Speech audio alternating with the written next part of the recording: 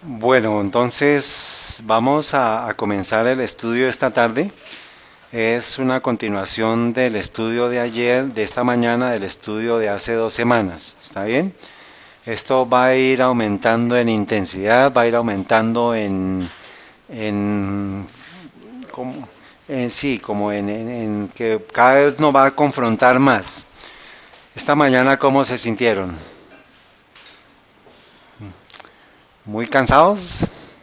Bueno, yo estoy más cansado, debería estar más cansado yo, ¿no? Pero bueno, va a quedar grabado esto, ya estuvimos orando, hermanos, y le queremos dar la honra y la gloria a nuestro Señor, que nos ha traído una antigua amiga y hermana, a Dolly, gracias por estar aquí. Carmen, bienvenida. Bueno, eh, estamos estudiando el tema de los 25 varones de Ezequiel 8:16. Creo que este estudio de los 25 varones no va a ser fácil que ustedes lo encuentren, porque no todas las personas saben de quién están hablando. Y la clave está pues precisamente en la visión de Ezequiel sobre el santuario.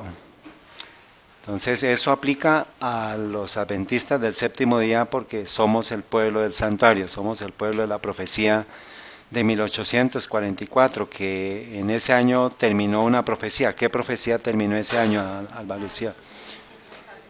Y esa profecía, ¿dónde la encontramos?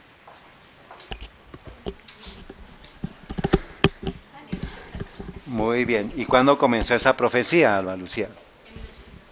No, ahí termina. No,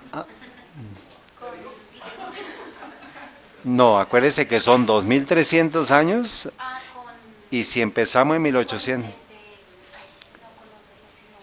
más para atrás, más adelante un poquito. El siguiente.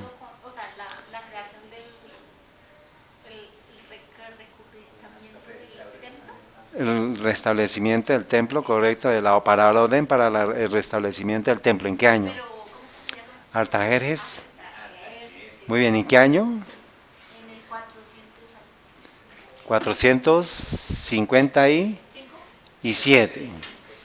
457, muy bien. Entonces, esta es la quinta parte, hoy es noviembre 15, esta mañana, noviembre 17, perdón, esta mañana estuvimos viendo la primera parte, la cuarta parte, perdón. Esto va a quedar ya montado, Dios mediante, el lunes o martes, para que pues los que estén atrasados en la presentación pues lo vean. Y nos vamos a concentrar en lo que dice Ezequiel 8:14, ya hemos estado estudiando versículo por versículo de manera general Ezequiel 8 del 1 al 13 y empezamos ya a estudiar el versículo 14, la presentación número 3. Y dice, me llevó a la entrada de la puerta de la casa de Jehová, que está al norte, y he aquí mujeres que estaban allí sentadas endechando a Tamuz. ¿Quién me quiere recordar, hermana Diana? ¿Quién me quiere recordar brevemente qué es lo que finalmente conlleva el hecho que haya mujeres que están endechando a Tamuz? Estaban haciendo un ritual, estaban adorando el...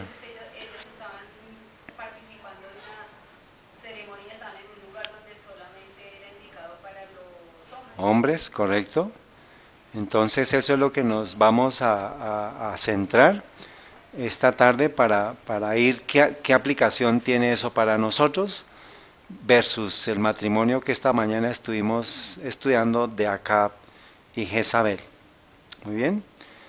Entonces seguimos que el mundo es un qué y se apresta para el último drama. ¿Y cuál es ese último drama? La ley dominical. Muy bien. Y el acto número 2, ya vimos el acto número 1. El acto número 2 es la inclusión de mujeres en el sacerdocio para que ministraran el culto a Tamuz. O sea, eso tenemos que repasarlo con lo que estuvimos estudiando, pero brevemente les voy a presentar esto que fue parte de la información que nosotros presentamos hace 8 días. Cuando se habla de Adonis o de Ishtar, Inanna, Astarte, Acera, todos los nombres que ya los estuvimos mencionando, Semiramis, todo eso tiene que ver con el culto a Baal y con el culto a Acera. Culto a Baal es que adoración al sol y culto a Acera es la sodomía. Pero para que se llegara a la sodomía teníamos que primero arrancar, o tenemos que primero arrancar por introducir a las mujeres en el servicio que solamente está dado para los hombres. Y esto viene del tiempo de las culturas babilónicas antiguas, no solamente de las recientes, digamos hay dos Babilonias. Babilonia antigua, que es desde el tiempo de Nimrod, cuando se funda Babilonia, o Babel, ¿se acuerdan? Babel, y en el neobabilónico reciente que es con Nabucodonosor. Entonces, ambas tienen aplicación para nosotros para este tiempo. La confusión que hubo con Babel y la confusión que se dio con Nimrod, con Nabucodonosor, y lo que sucedió con su hijo, con Belsasar, porque eso va a ser parte de lo que también se dio y con el abuelo que es Nabucodonosor, con con el levantamiento de la imagen de los 66 pies. Ustedes van a ver muy pronto, no alcanzo ya que les menciono esto, pero les tengo una diapositiva en la cual está a escala lo que es el hombre y lo que era la imagen. Y ya los otros lo vimos, ¿sí? 60 codos. Con relación... ¿Señora? No. Pero no, esos son las columnas del templo de Medopersia, de Jerjes, lo que era la sala de audiencia, que solamente me tomé en el pedestal, que es una cosita, o sea, yo estoy aquí y está aquí, pero eso iba en una columna grande, pero digo es la estatua de Nabucodonosor, porque encontraron una estatua y una estatua y hacen el cálculo, y con base en esa yo hice la aproximación para más o menos somos de aquí, este es el nivel del piso y esta era la imagen de Nabucodonosor de oro. Y aquí está el ser humano, de oro puro, imagínense lo que era el haber construido eso. Y eso tiene que ver con la opulencia, esto es solamente una... Señora, no, en esa época no eran ya grandes, porque ya no eran grandes, ya había pasado, eso fue en el año 600 antes de Cristo, o sea, ya habían pasado 3400 años ya. Bueno, entonces, ¿qué tiene que ver o por qué tenía que traer? Acuérdense que el acto final es la ley dominical, que tiene que ver con la oración a Baal. Pero antes de eso, la oración a Baal está asociada con la oración a Acera, que es la homosexualidad.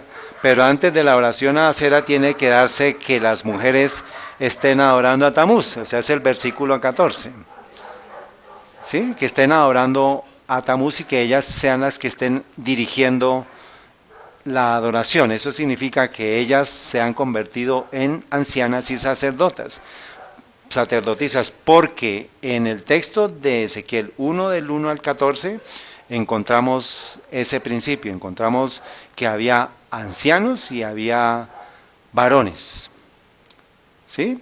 En principio, y lo que leímos los textos de la hermana Joel, habla de los sacerdotes también están ahí involucrados. Entonces, tenía que incluirse e involucrarse a la mujer en el tema del servicio en el santuario, en el templo de Dios. Y eso viene desde, como les digo, desde la época de Babilonia antigua. Dice,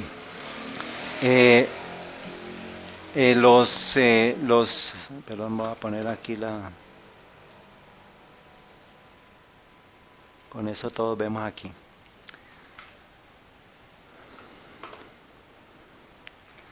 Dice, y me llevó a la entrada de la puerta de la casa de Jehová, que está citando a Ezequiel 8:14. Esta es la única referencia que encontramos en la Biblia de Tamuz.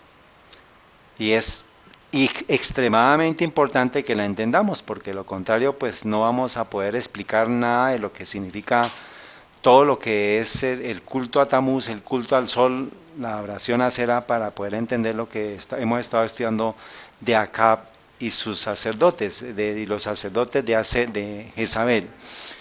Y dice, aquí Ezequiel, escribiendo en Babilonia, usa el nombre antiguo sumerio babilónico Tamuz. O sea, Ezequiel está entre el 593 al 570, el ministerio antes de Cristo. ¿Se acuerdan que les di la gráfica? Que fueron 22 años, 20 años, 22 años. Y esto apenas estaba dándose con el Nabucodonosor, o sea, él estaba cuando estaba en Nabucodonosor en su pleno apogeo, porque él estaba cautivo en Babilonia. ¿Está bien? Nabucodonosor comenzó su reinado en el año 604 antes de Cristo. Y él está en el año 593, o sea que es muy reciente de lo que Nabucodonosor hizo con Daniel. Daniel y Ezequiel son contemporáneos. Y él se está haciendo referencia a esa, la Babilonia antigua, la Babilonia de Nimrod. Dice, la visión está fechada en el 6º año del 6º mes o del 5º mes del 4º, de acuerdo al capítulo. Y dice la conjunción del culto de Tamuz con el culto de Ishtar. Ishtar era la que se adoraba allá en Babilonia antigua, y ahora ya en la Babilonia reciente era Tamuz o Inanna, hay varios nombres de ella, y que era un ritual de la mujer, al cual ya me he referido como habiendo tenido lugar aparentemente en Babilonia. El pasaje parece describir un culto babilónico practicado en ese momento por algunas mujeres en Jerusalén, como presumiblemente por algunas mujeres judías en Babilonia, porque está Ezequiel en Babilonia, ve que están haciendo los sacerdotes ese tipo de cosas terribles, pero a la vez también el ángel se lo lleva en visión a Jerusalén, y están haciendo lo mismo allá. ¿Está bien?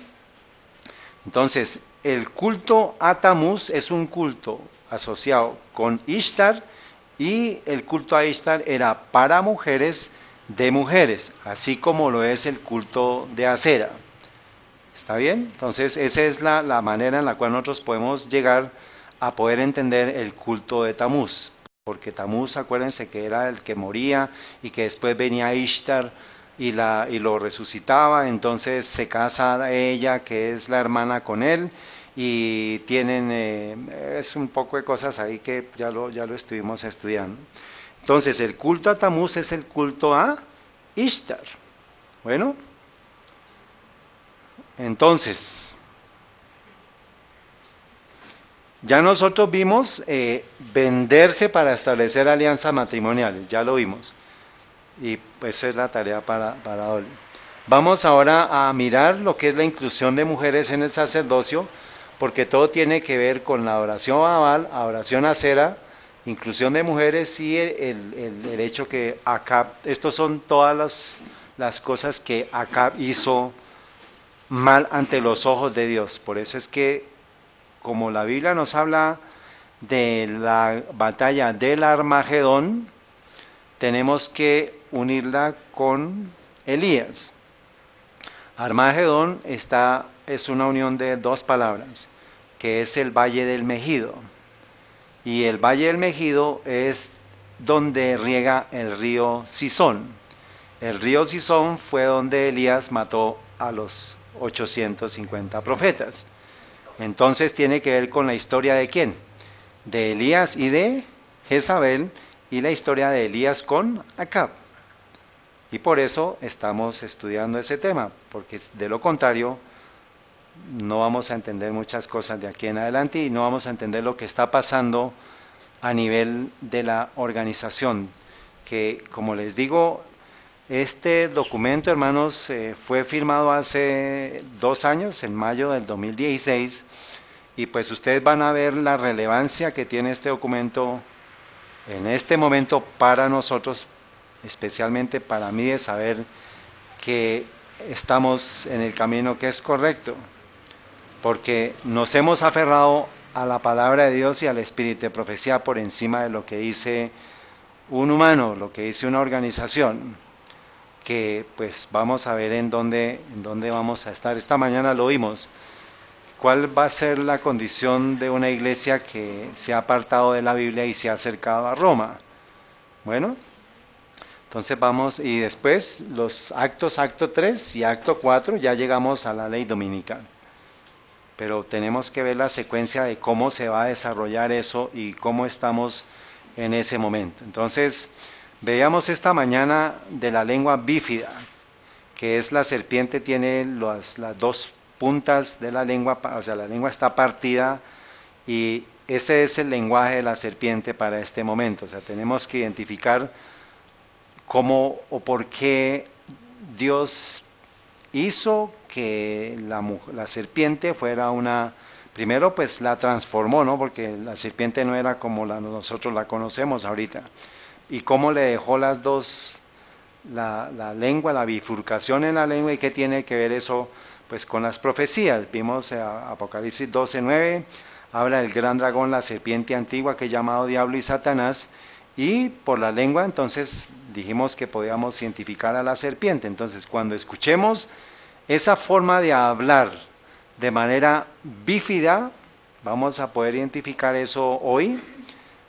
Nos va a quedar fácil identificar si hay un dialecto de la serpiente, en todo lo que veamos. Entonces, y vimos cuál es el campeón del papado, de los agentes del papado. Álvaro, ¿quién es? De los agentes del papado. ¿Cuál es la agencia más terrible que tiene el sistema papal? Los jesuitas. Ahí está la referencia. La orden de los jesuitas iba a ser el más menos escrupuloso, el más formidable de todos los campeones, libres de todo lazo terrenal y de todo interés humano, insensibles a la voz del afecto, sordos al argumento de la razón y de la conciencia. Y sus dos objetivos son destrucción del protestantismo y el restablecimiento de la supremacía papal. Y el papado, el dragón le entrega al papado esa autoridad. Muy bien. Y vimos eso, pues que Apocalipsis 11:7 me habla de la bestia que sube el abismo, que es el sistema papal actuando detrás del telón en la Revolución Francesa. Ellos fueron los que armaron la Revolución Francesa. Y ellos son los que están preparando la Revolución Americana. Por eso, si queremos saber qué va a pasar con la Revolución Americana, tenemos que leer el capítulo de la Revolución Francesa, de cómo se dio la Revolución Francesa. Y pues los jesuitas están aquí para completar ese último acto del drama. Entonces, vimos en la Revolución Francesa se dio un principio de pensamiento, que es el pensamiento hegeliano. Dice, la filosofía de Hegel dice, su dialéctica opera así: se parte de una tesis, que es una postura presentada para ser debatida, a lo que se le opone un enunciado contrario o antítesis. De esta oposición surge una síntesis, y que abarca a ambas. ¿Está bien? Entonces, yo armo un equipo, uno amarillo o uno rojo y uno azul, y los pongo a competir. Pero como yo los dirijo a los dos, yo quiero saber o decido cuál es el resultado que quiero de ese partido. Por ejemplo, yo armo el equipo A, rojo, y el equipo B, azul, y los pongo a jugar. Pero los estoy manejando a los dos y yo quiero que queden 2-1, por ejemplo. Entonces yo manejo esos dos. Pero ellos no lo saben, que están luchando entre los dos y yo soy el que controlo ambas partes. Entonces, básicamente en un diagrama sería lo siguiente: se crean las posturas, que es la tesis, se genera la oposición, que es la antítesis, se provee la solución, que es la síntesis. ¿Está bien? Y eso lo hacen a través de dos movimientos: el movimiento A, el movimiento B, que son contrarios y se ponen a pelear, se obtiene, estos son movimientos dirigidos y estas son las dos posturas, la postura A y la postura B. Los confronto a los dos y obtengo un resultado o una síntesis, que es lo que yo quiero.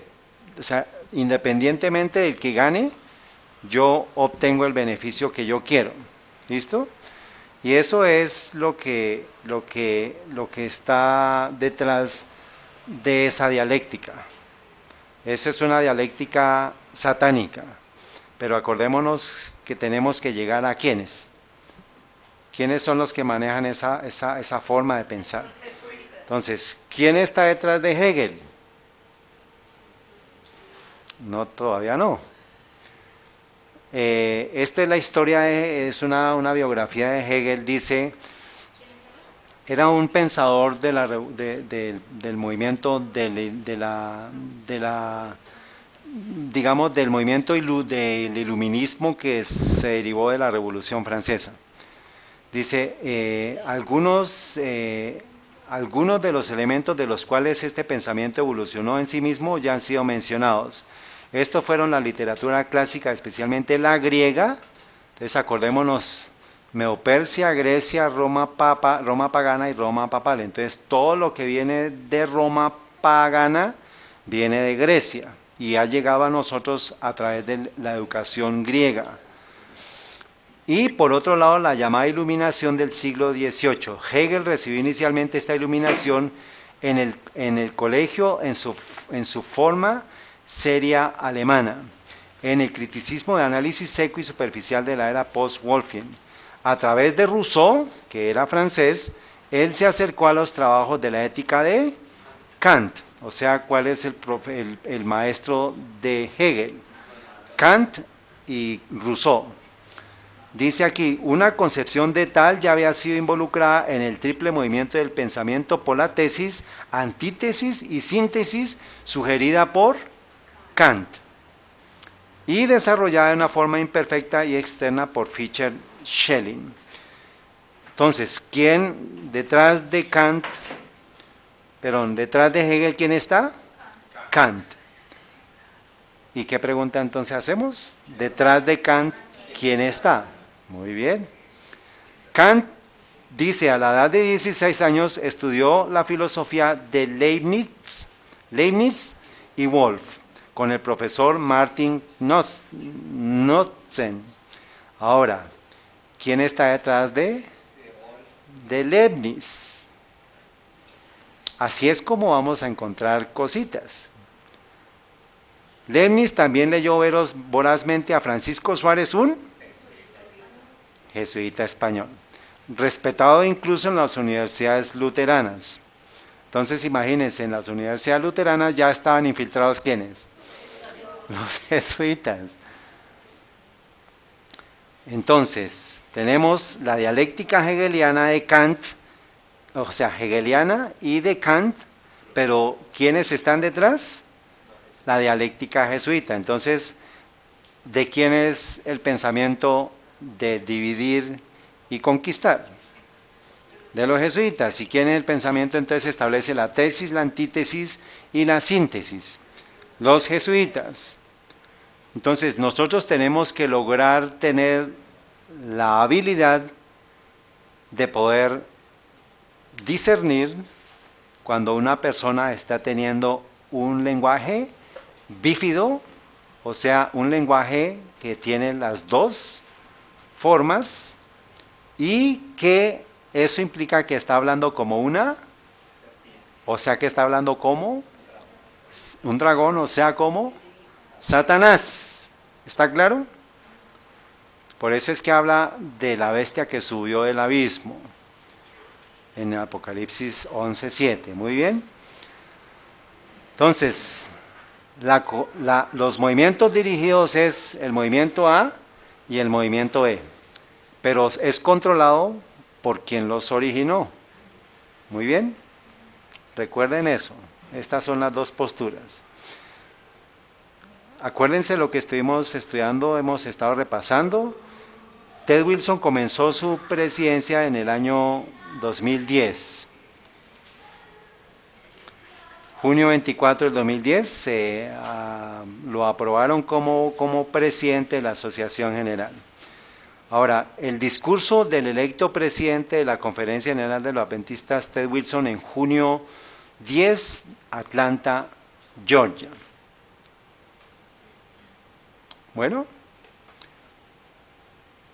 él se presenta y dice: Dios usó a Elena de White como una humilde sierva. Entonces vamos a mirar a partes.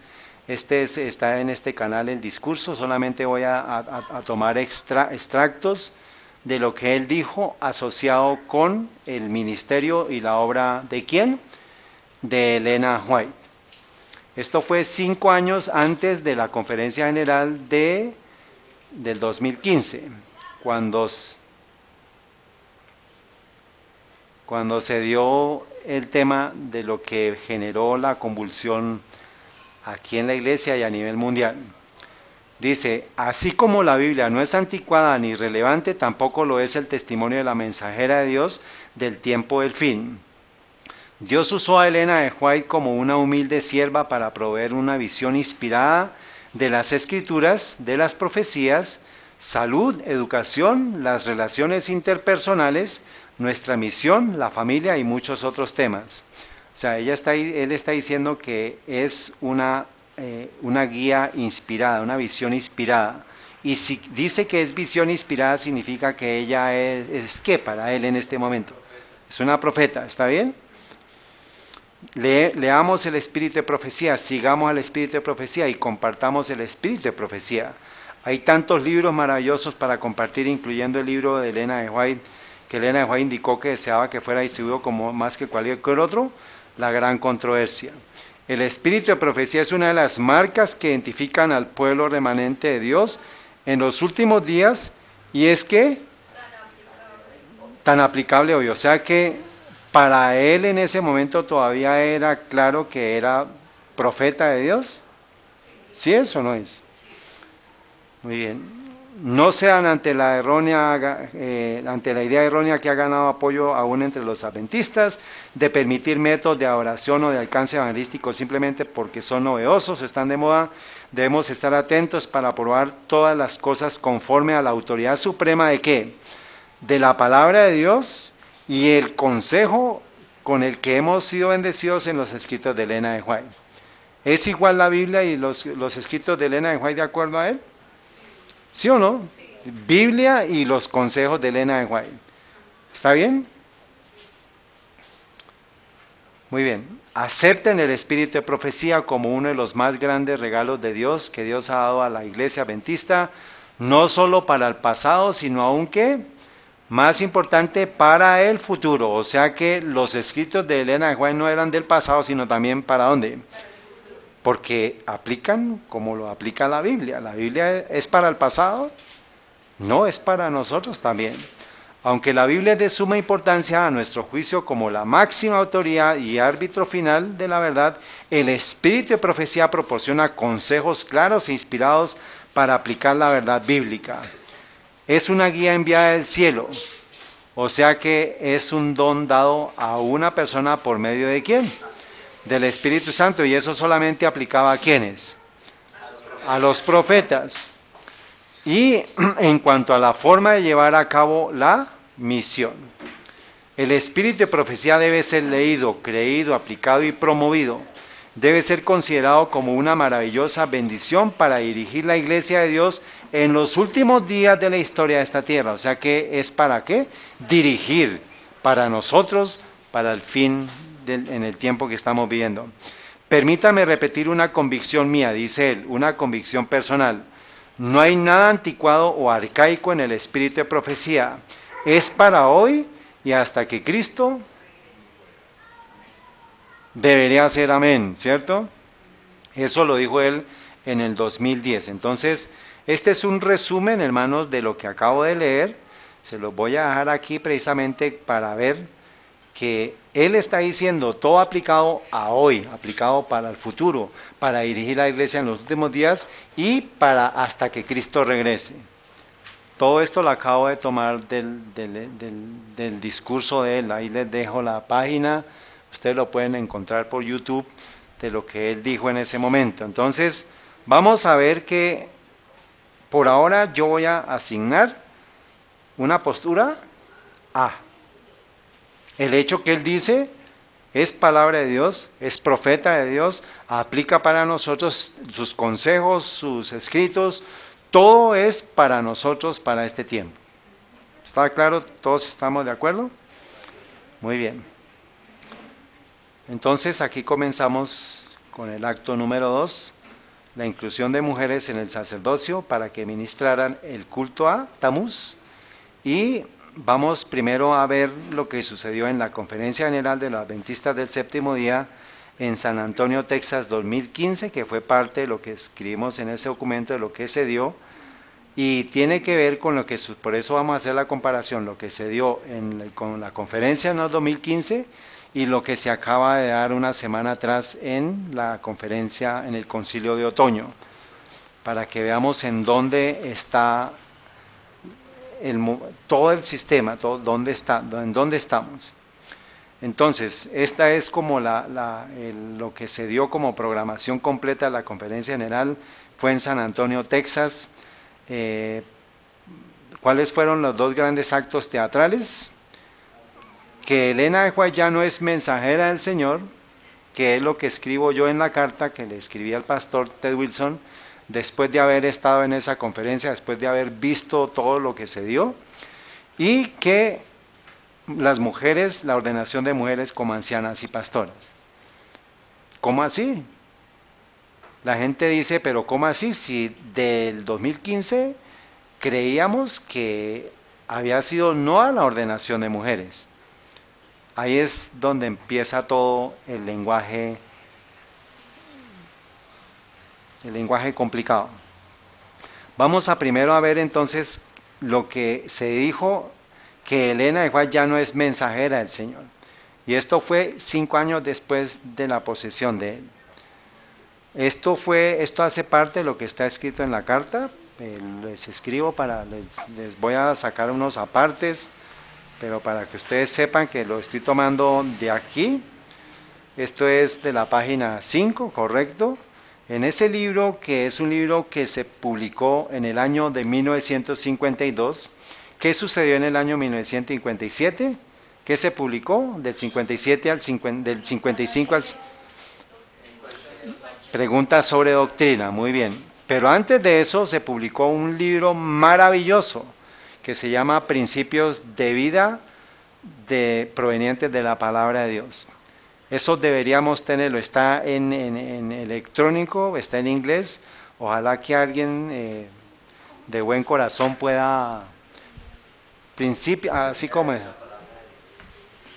Principios de Vida provenientes de la Palabra de Dios, o de la Palabra de Dios.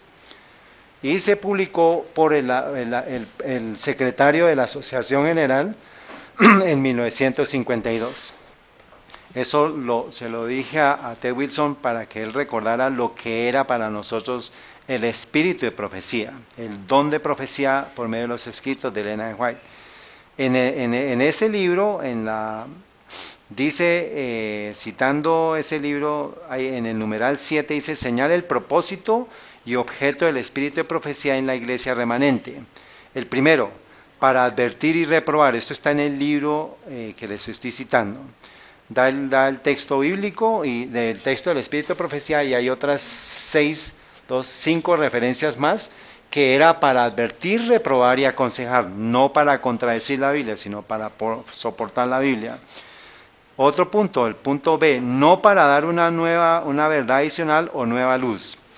El punto C, esto está en su carta, hermanos, por eso voy a ir muy rápido a través de la carta. No para tomar un lugar de la Biblia. Un profeta no puede contradecir a otro.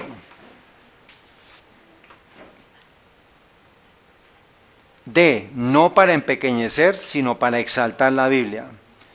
Habla sobre, por eso les digo para que ustedes lean. E, para traer unidad para la iglesia. El pueblo de Dios tendrá un mismo parecer. Eso es lo que nos unía a nosotros antes del 2015. Teníamos un mismo sentir con relación a los escritos de Elena de White.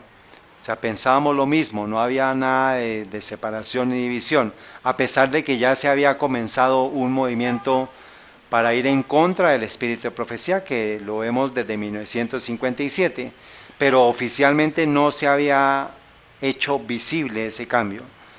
F, para entregar el mensaje de Dios a un mundo en necesidad, es lo que nos da a nosotros el sentido de nuestro nombre para la misión a la cual fuimos llamados. G, para separar a los revoltosos de Israel. Entonces, cualquier persona que no esté conforme a la palabra de Dios y el espíritu de profecía, pues está en el lugar equivocado, porque no es adventista. Un adventista necesita tener la palabra de Dios y el espíritu de profecía para guiar su vida, para guiar todas las decisiones que va a tomar. Y es por eso que fortalece eso. Dice, hace esto, ¿sabía usted que? Primero, Dios da suficientes pruebas para que las mentes sinceras puedan creer, pero quien, amparándose en la existencia de ciertas cosas que esta mente finita no puede entender, no reconoce el peso de la evidencia que hará en el ambiente frío y helado de la incredulidad y la duda, y su fe naufragará. O sea, cuando viene la duda sobre los escritos de Elena de White, la persona va a naufragar. Eso es lo que ella dice. No le estoy repitiendo lo que ella dice. Testimonios para la Iglesia, tomo 4, página 229. Segundo, ¿sabía usted que si os sentís tan seguros al seguir vuestros propios impulsos como al seguir la luz dada por la sierva delegada por Dios, el peligro es vuestro? O sea, si usted se aleja de la luz, el peligro y la decisión es suya. Seréis condenados porque rechazáis la luz que el cielo ha enviado. Ahí está la cita. Tercero, el plan de Satanás es debilitar la fe del pueblo de Dios en los testimonios. El siguiente paso será el escepticismo al respecto de los puntos vitales de nuestra fe, los pilares de nuestra posición, seguirá la duda aún de las mismas sagradas escrituras y finalmente el descenso a la perdición. Cuando se duda de los testimonios, que son los escritos de ella, en los que una vez se creyó y se abandonan, Satanás sabe que los que han sido engañados no se detendrán y redobla sus esfuerzos hasta que desencadenará la rebelión abierta, lo cual se vuelve incurable y desemboca en la destrucción. Eso es profecía, hermanos. Abandone el pueblo adventista los consejos de Elena de White y terminará en la apostasía y destrucción completa. Eso es lo que está anunciado en Ezequiel, capítulo 9. Pero vamos a seguir porque no hemos llegado a ese punto. Entonces, alerta. Hay un grafiquito.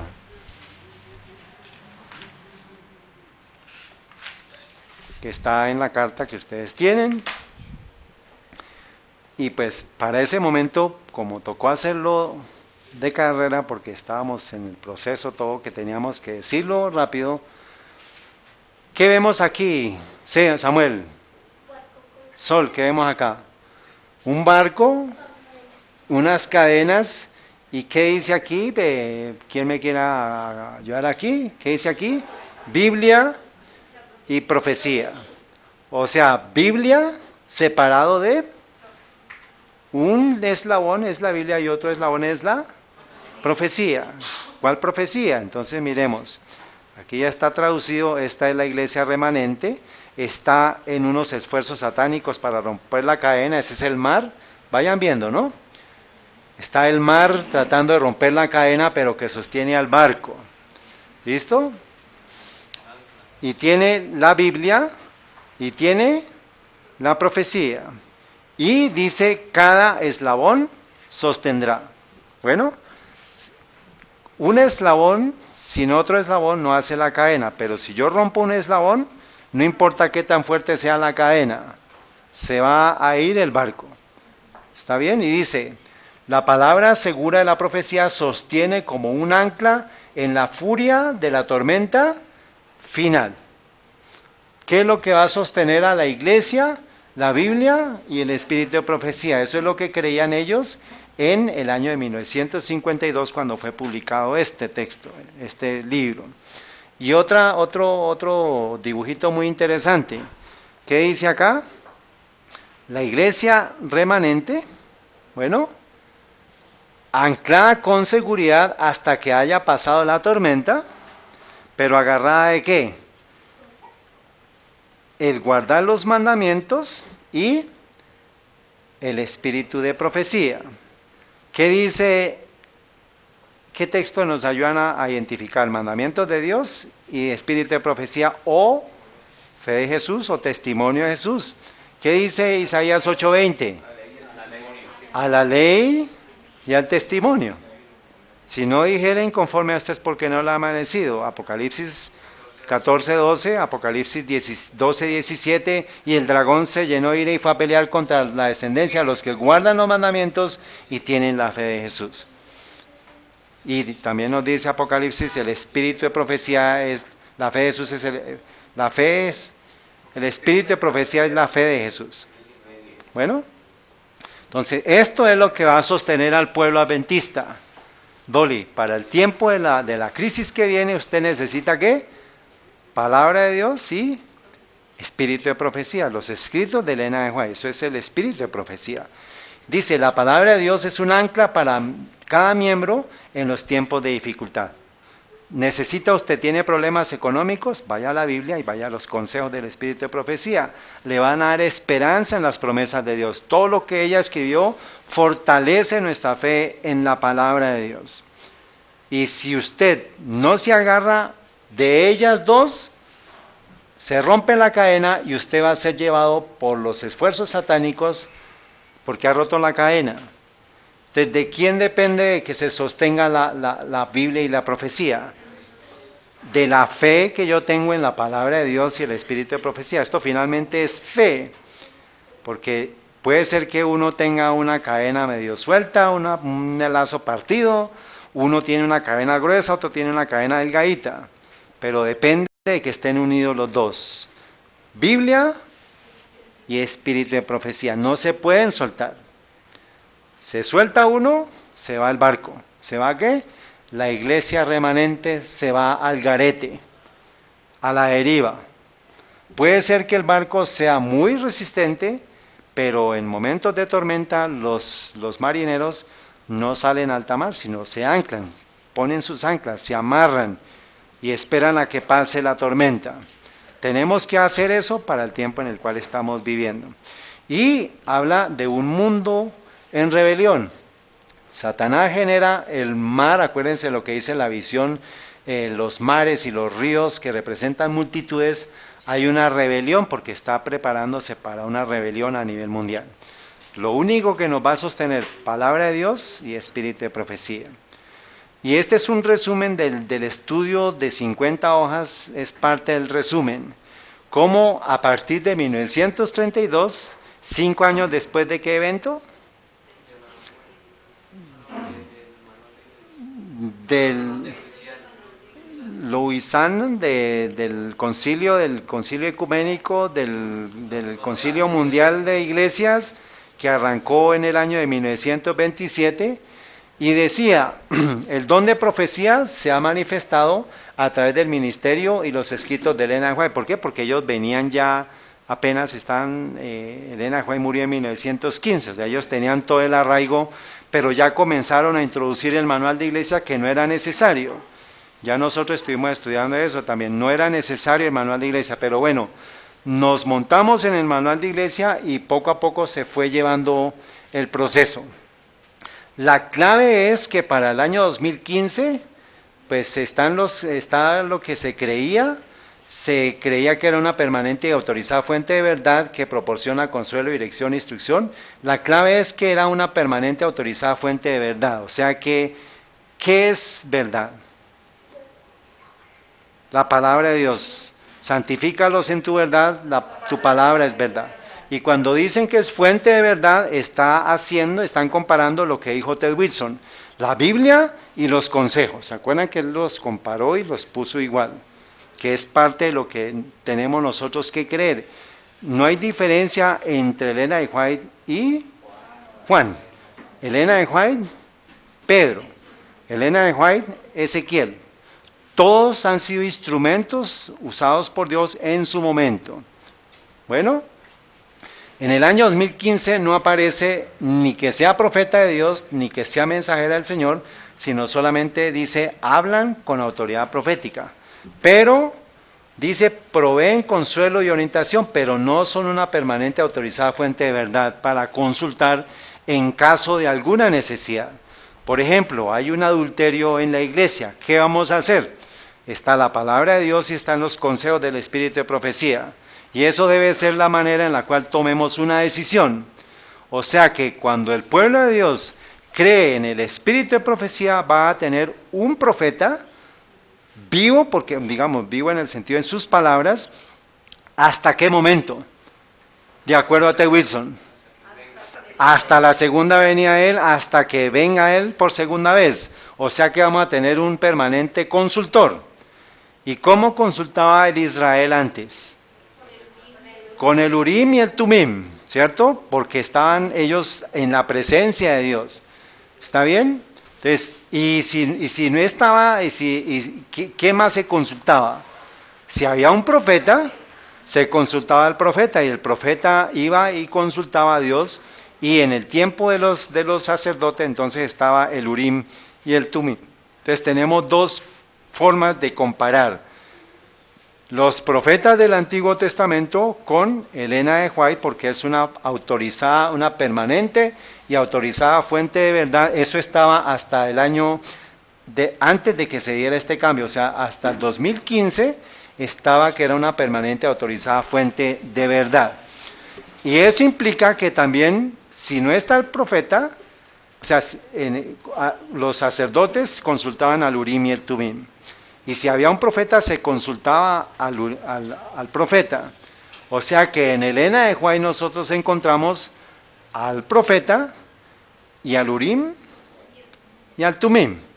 Cualquier cosa que yo necesite, hermanos, por eso les digo, si hay algún conflicto de celos o de envidia, de mentiras, o de pensamientos, el que sea, hay 100,000 páginas del Espíritu de Profecía para ampliar la toma de decisiones con base en un caso específico. Dice el pastor Andrew Enríquez, con relación, él cita mucho los testimonios. Testimonios 1, Testimonios 2, Testimonios son 9 volúmenes, de 9 libros de testimonios. Él dice que cada uno de los pecados y de las debilidades de la raza humana están registrados en esos 9 tomos. Todos los pecados que usted quiera imaginar los puede solucionar en esos libros. Maravilloso, ¿cierto? Qué bueno que tengamos esa instrucción, esa bendición. Y dice, eran una permanente autorizada fuente de verdad que proporcionan consuelo, dirección e instrucción y corrección a la iglesia. Entonces, ¿qué cosas dijeron? Dice, proveen consuelo, orientación, pero no hablan, digamos, no son una permanente autorizada fuente de verdad, porque ya para Elena de White no es una profeta de Dios. O sea, no aparece ya quién es ella. ¿Quién es Elena de White en el manual de 32? Es profeta de Dios. Y ustedes pues encuentran toda la información en la carta. En el año 51 es profeta de Dios, sostuvieron el mismo principio. 1981 es mensajera del Señor, que es igual a profeta, ¿cierto? Y para el 2015 no aparece. Usted puede hacer la tarea, puede buscar y no aparece quién es Elena de White para nosotros. ¿Está bien? No aparece, no existe. Solamente dice, sus escritos hablan con autoridad profética, pero ella no, o sea, ella como tal no fue profeta de Dios, no aparece ya. ¿Está claro? Si tiene alguna duda, pues lea la carta otra vez.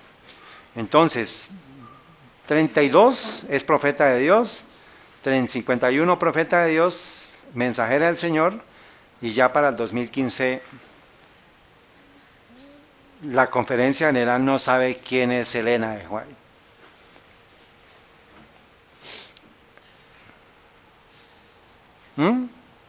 Eso es delicado, porque acuérdense lo que pensaron en 1952, perdón.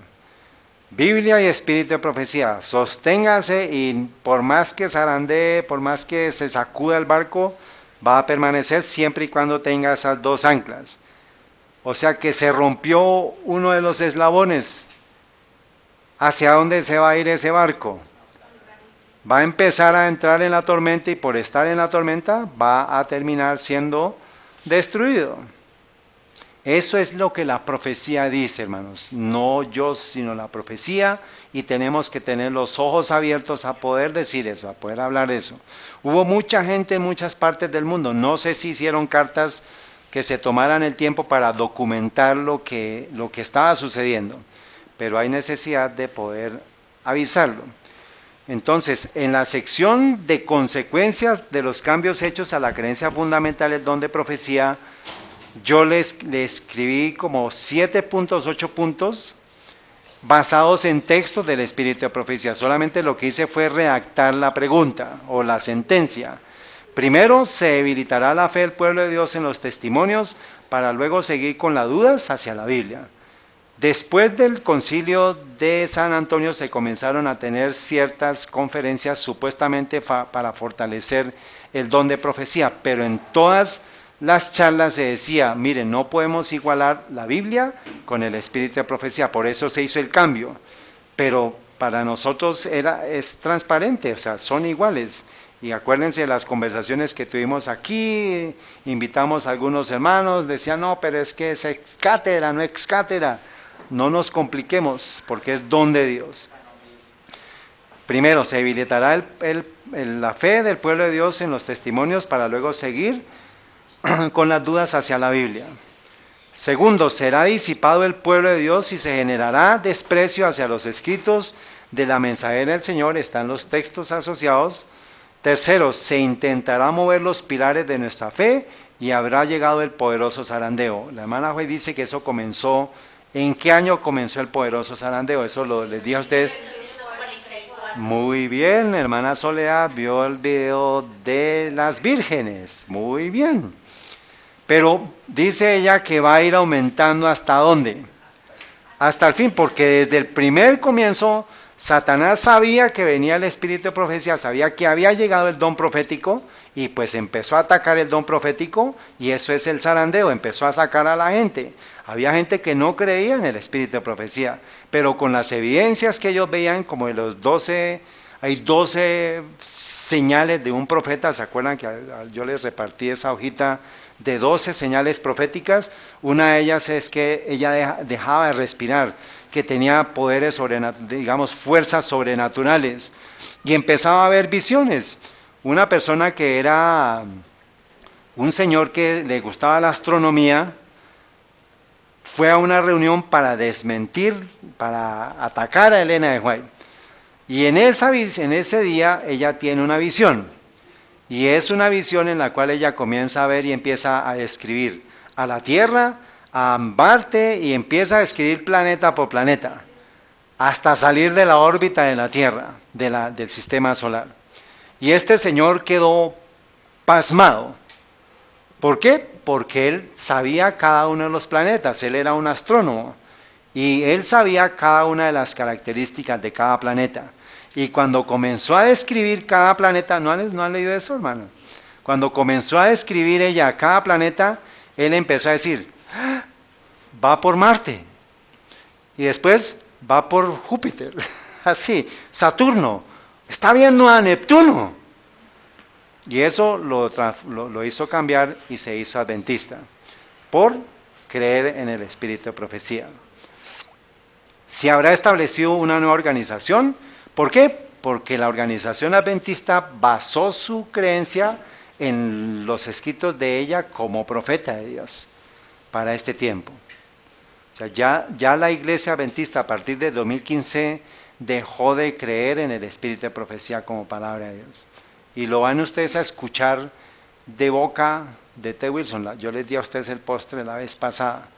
pero por ahora vamos a ver que esto se dio estando Ted Wilson como presidente de la Conferencia General, y en la carta les describo cómo llegaron a elegir a 6 personas, y que durante el 2011 se comenzó a conformar el grupo para la revisión de las creencias de los adventistas, y duraron 2011 hasta el 2013 presentando un reporte, pero ese grupo de personas eran 5 personas, y en el último momento se incluyó a un sexto, que fue ¿quién? Ángel Manuel Rodríguez. Y la hermana White dice que, ahí yo les escribí los textos, que donde 5 o 6 personas toman la vocería por el resto de la organización, eso no constituye la voz de Dios. Se hicieron, la primera presentación fue ante la Conferencia General, ante la Conferencia General en Estados Unidos, ahí yo les di las fechas. La segunda presentación fue en el Concilio de Otoño, antes de lo que se dio en San Antonio. La tercera presentación fue en la Conferencia General, y ya se solidificó eso en el Manual de Iglesia. Y eso lo hicieron 6 personas. Y eso dice la hermana White que eso no es voz de Dios. Voz de Dios es cuando se discute el tema entre todos, pero se presentó y no hubo absolutamente ningún cambio en ninguna de las fechas. Y se habla de que la omega, se habla de la apostasía que viene para este momento, es la apostasía omega, pero dice, en el libro Living Temple de Kellogg, se presenta el alfa de herejías mortíferas. ¿Cuál fue el alfa? Lo que escribió él, ¿qué fue el qué? El panteísmo, que finalmente es ¿qué? Adoración a la naturaleza, o sea, adoración al sol. Acuérdense, el culto a la naturaleza es el culto al sol. ¿Está bien? Entonces, la apostasía omega va a ser peor, no dice ni contraria, sino va a ser de una naturaleza, dice, la omega seguirá y será recibida por los que no estén dispuestos a prestar atención a la amonestación que Dios ha dado. ¿Y tiene que ver con quién? Kellogg llegó al panteísmo, o sea, a la adoración a la naturaleza, o sea, adoración al sol. O sea que tiene que aparecer ¿un qué? Pero ¿quién hizo la adoración al sol en el antiguo Israel? Acab. Entonces la apostasía alfa tuvo que ver con adoración al sol, y la apostasía omega va a tener que ver con adoración al sol, ¿pero qué? Pero una manifestación más, aquí no está. ¿Dónde dice? Pero es más misteriosa, de pronto no sé si está. Bueno, muy bien. Quinto, se fragmentará la unidad de la iglesia y perderemos nuestra misión y habremos olvidado nuestro mensaje. ¿Qué ha sucedido después de 3 años? ¿Cómo está la organización actualmente? Se fragmentará la unidad de la iglesia.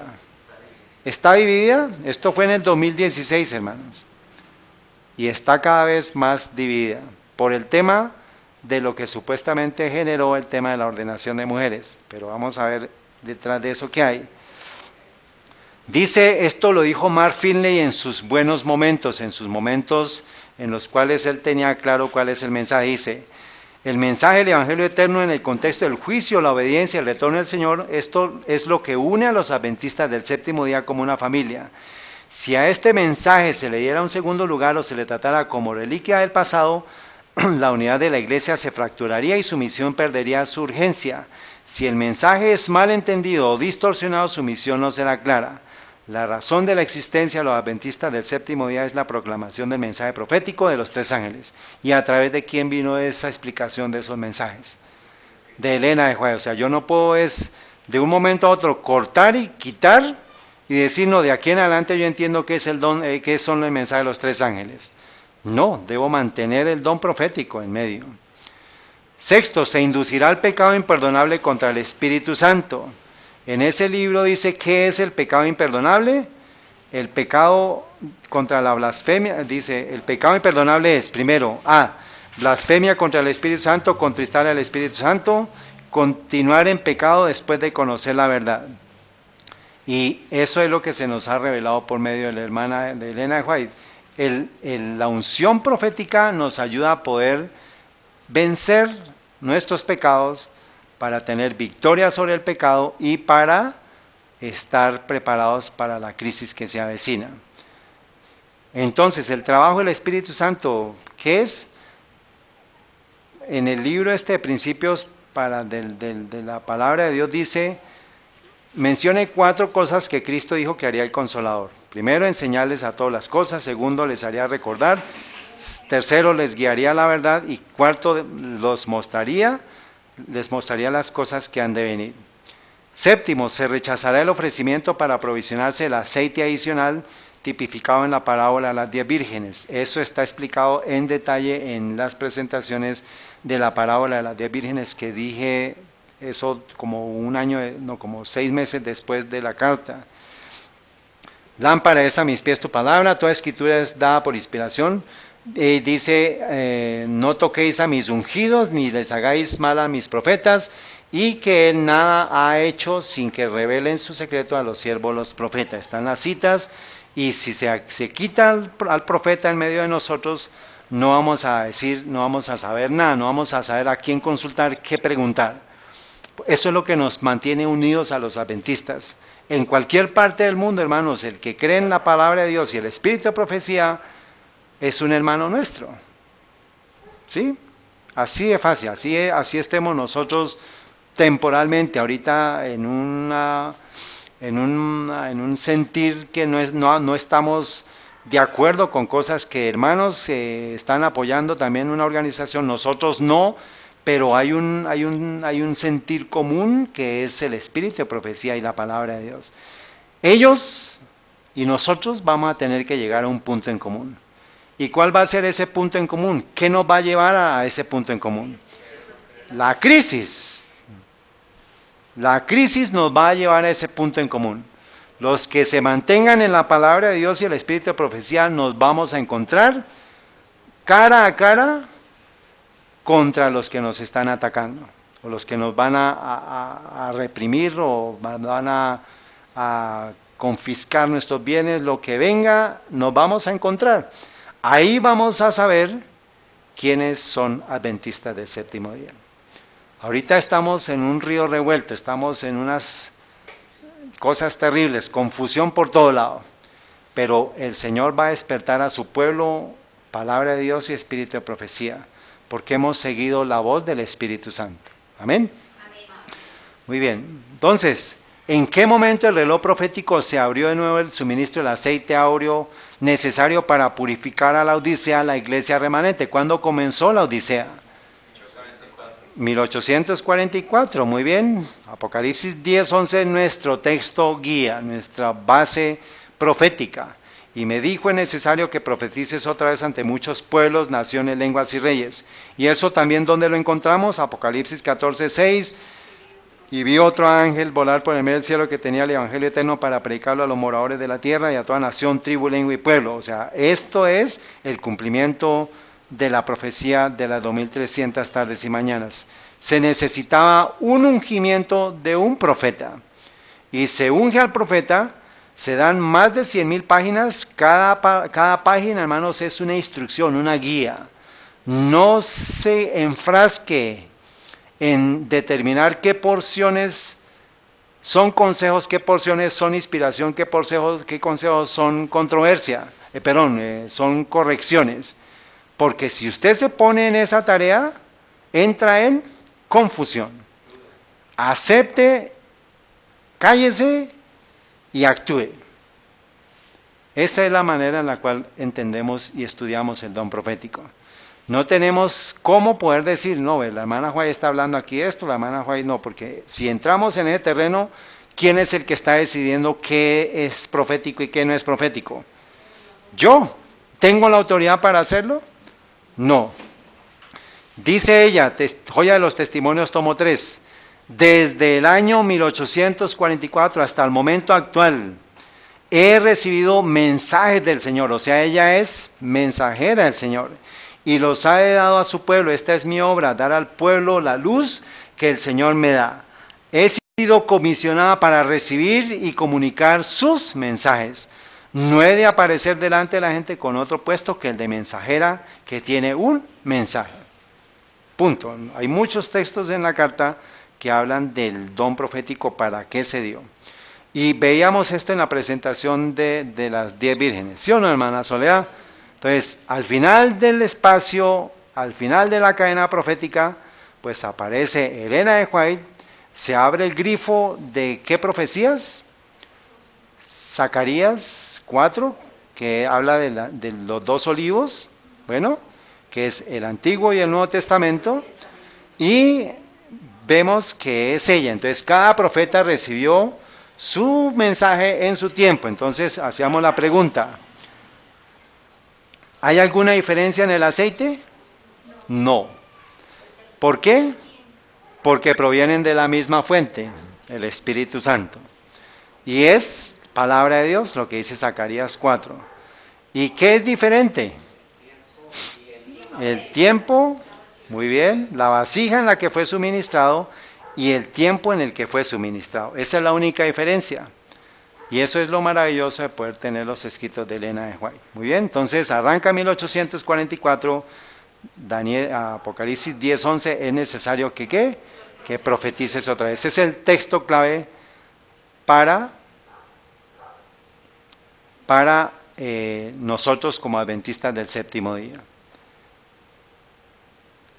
Entonces, les voy a hacer esta pregunta, ¿puedo hacer esto sin consecuencias? Tengo Apocalipsis 1:2, la revelación de Jesucristo que Dios le dio para manifestar a sus siervos las cosas que deben acontecer pronto, y las declaró enviándola a su ángel, a Juan su siervo, el cual ha dado testimonio de la palabra de Dios y del testimonio de Jesucristo y de todas las cosas que él vio. ¿Estaría yo autorizado a quitar sus siervos? ¿Estaría yo autorizado a quitar su siervo? ¿Estaría yo autorizado a decir que él no envió a Juan? ¿Sí o no? ¿Puedo hacer eso? ¿Tengo autoridad para hacerlo? ¿Dónde está escrito que no debo hacer eso?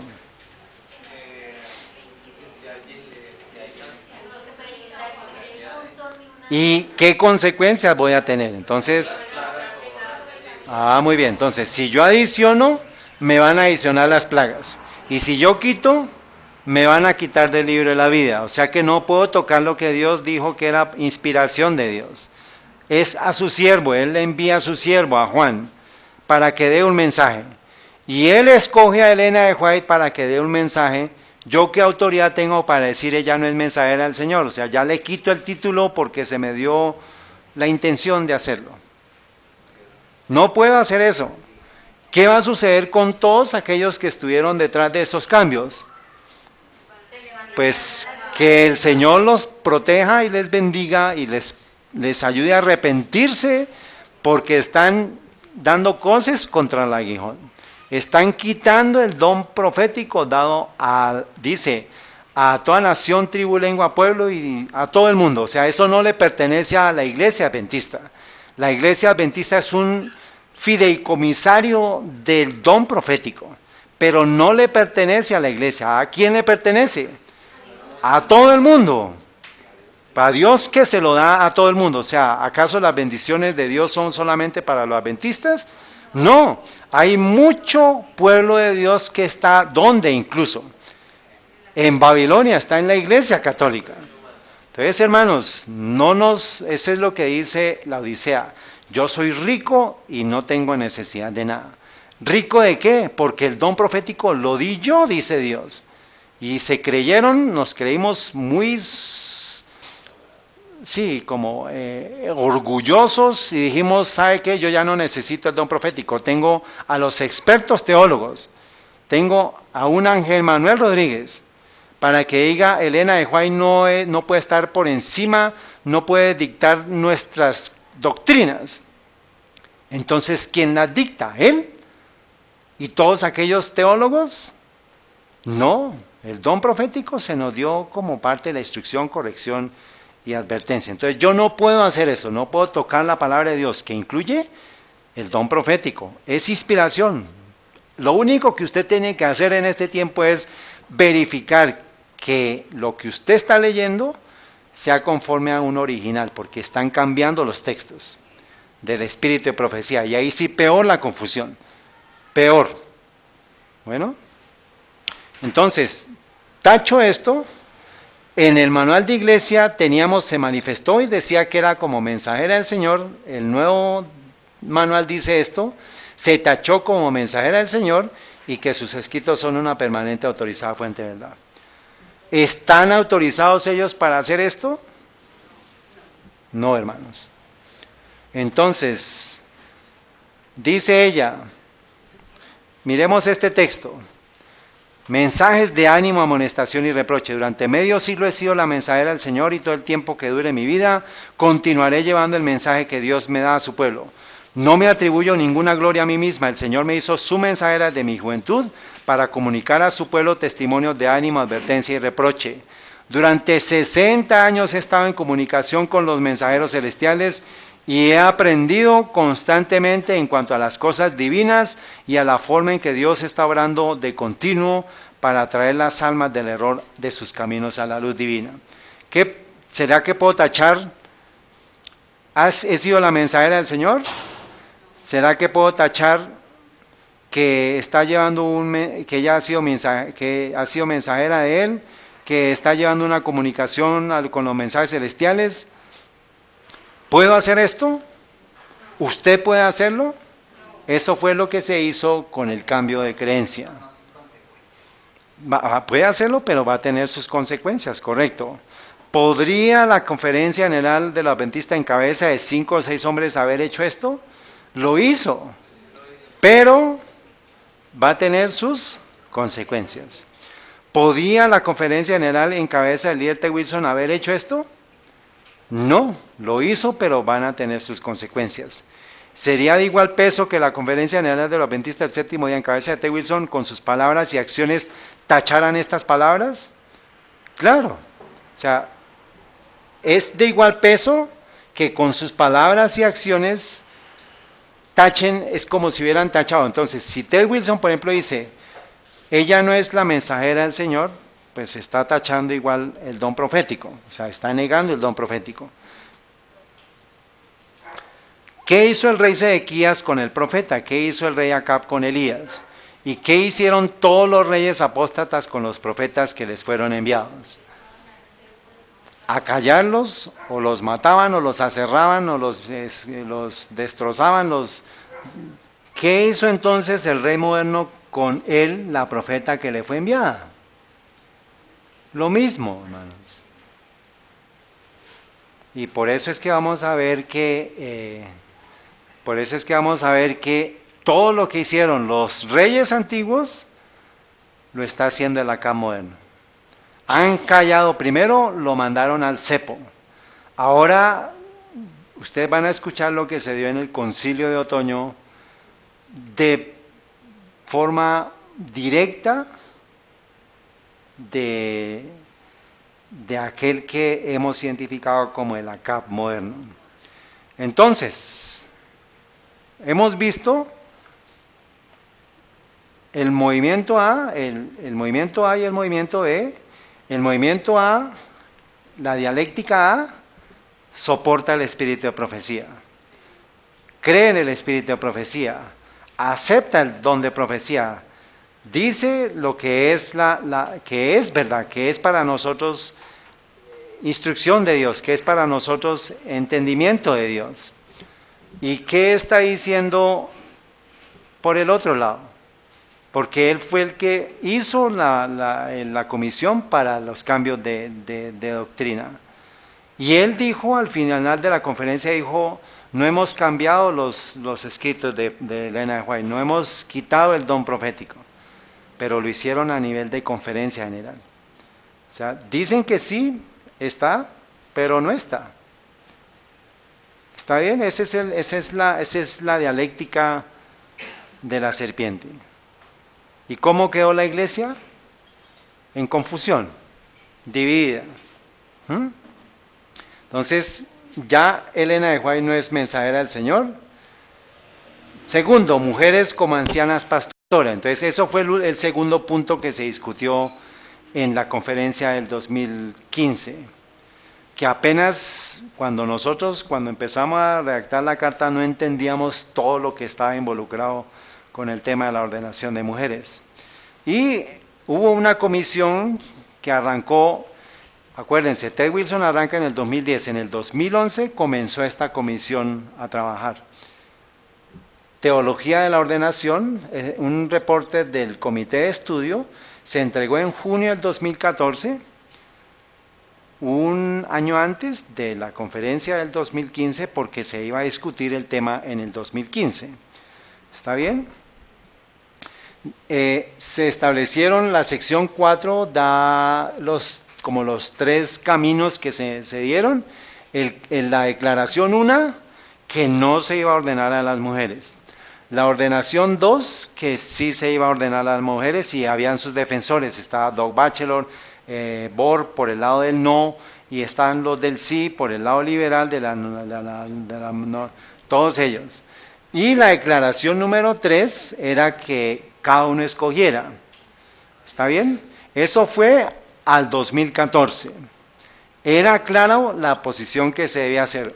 Sí, no, y cada uno escoja. ¿Está bien?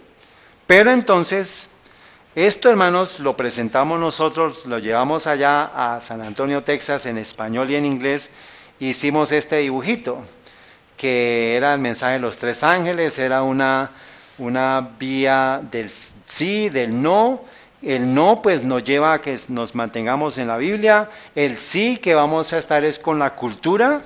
Y la que cada uno escoja, va a haber es confusión. Entonces porque nosotros creíamos eso, de lo que se había dicho de todo el tema. Yo leí este libro de la ordenación, de la teología de la ordenación, la leí, les presenté a ustedes algunos aparte, ¿se acuerdan? Eso fue hace mucho tiempo.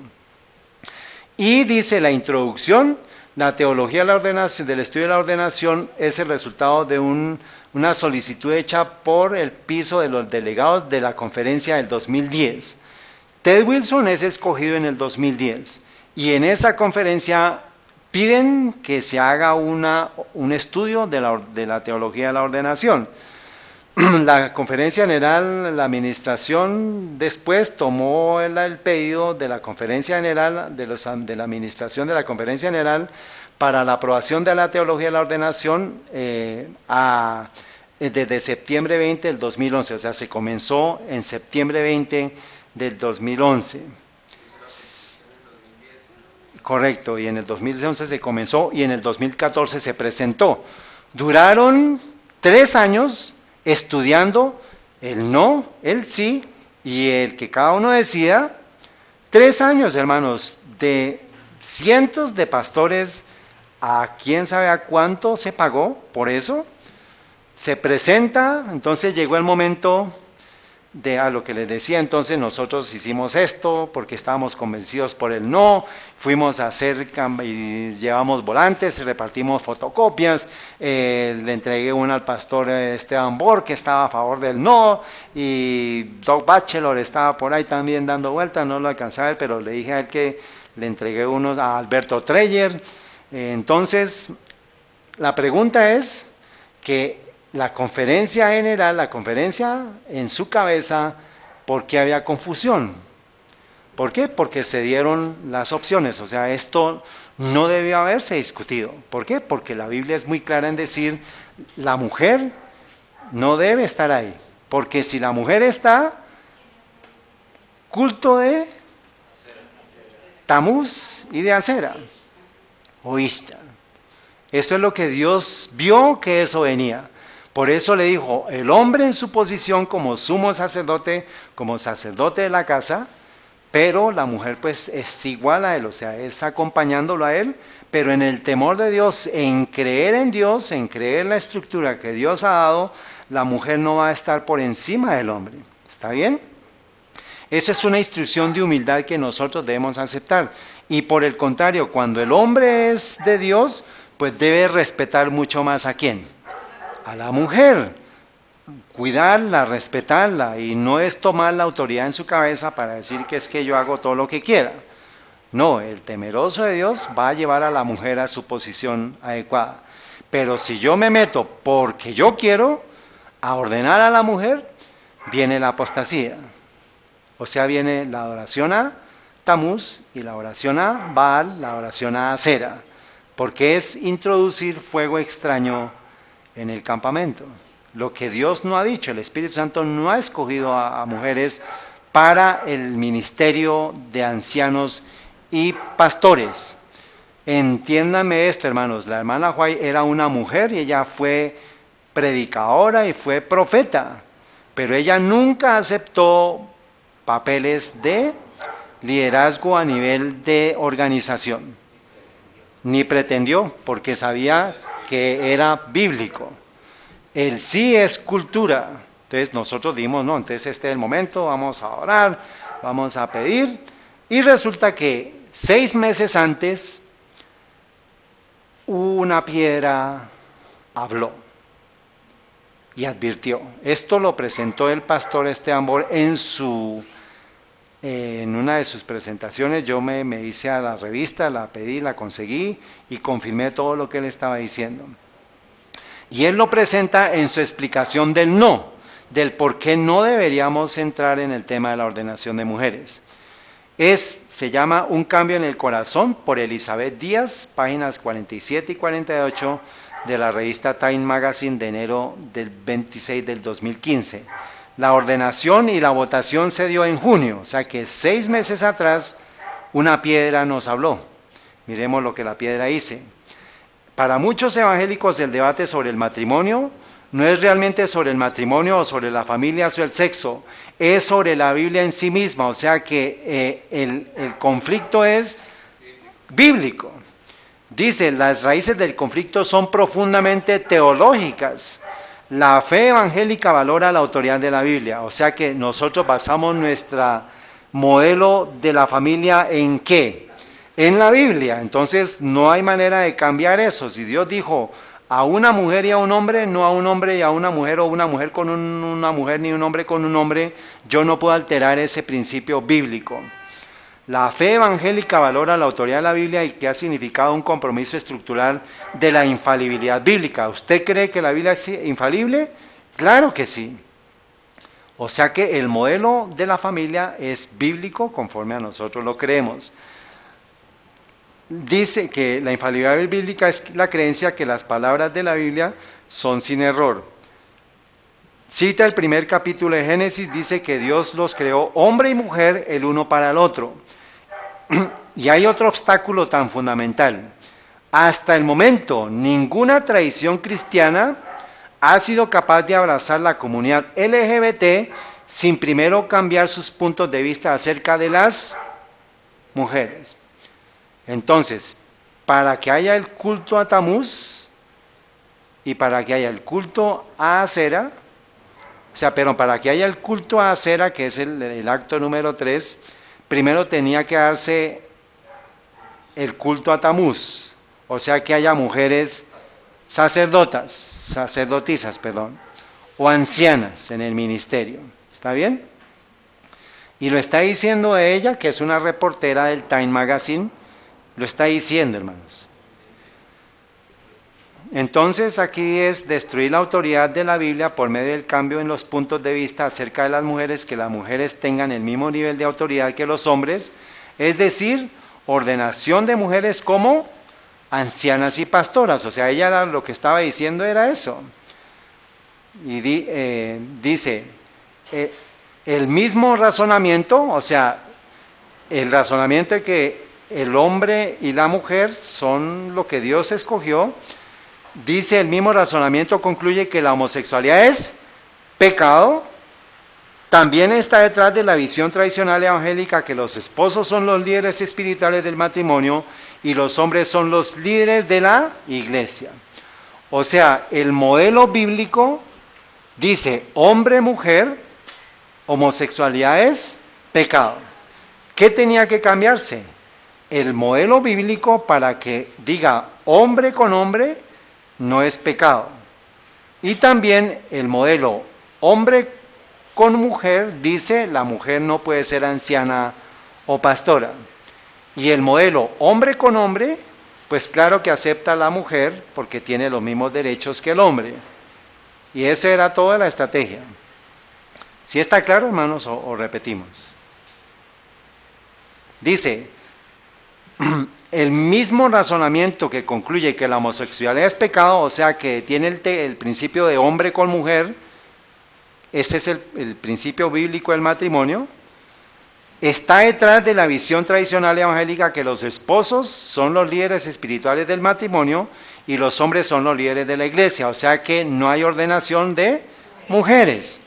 Y ellos pueden decir que la homosexualidad es un pecado, pero como ha cambiado el mundo y como se requiere una cultura, un pensamiento diferente, ¿qué tenían que hacer?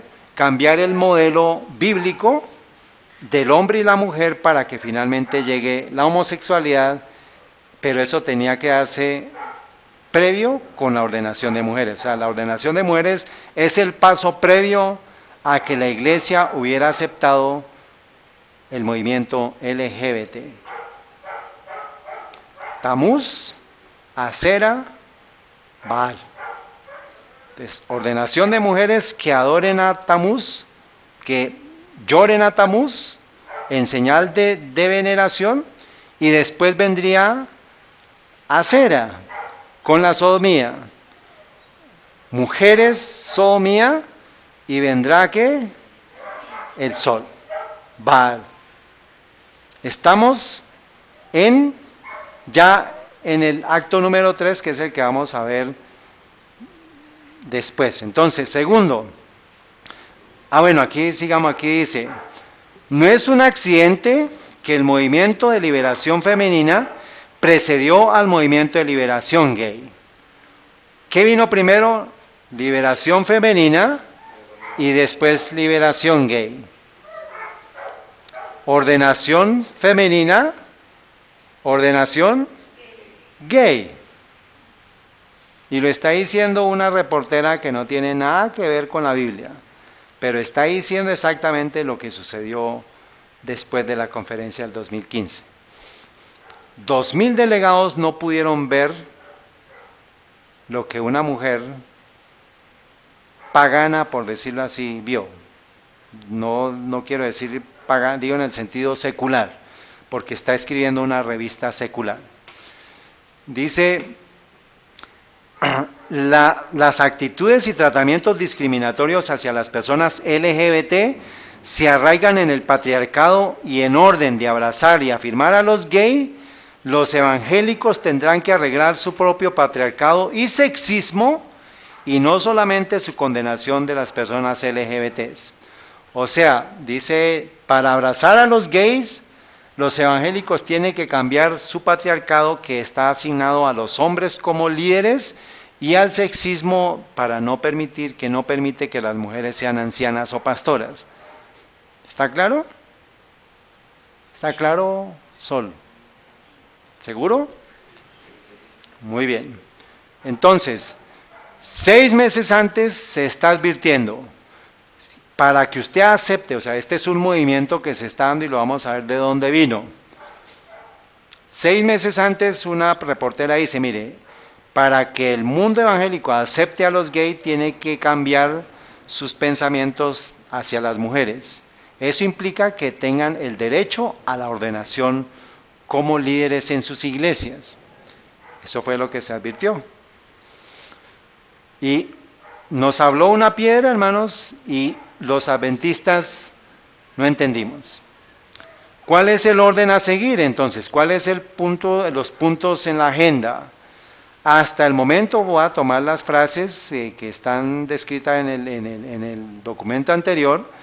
Dice, hasta el momento ninguna tradición cristiana ha sido capaz de abrazar a la comunidad LGBT sin primero cambiar sus puntos de vista acerca de las mujeres. Los esposos son los líderes y no es accidente que el movimiento de liberación femenina procedía al movimiento de liberación gay.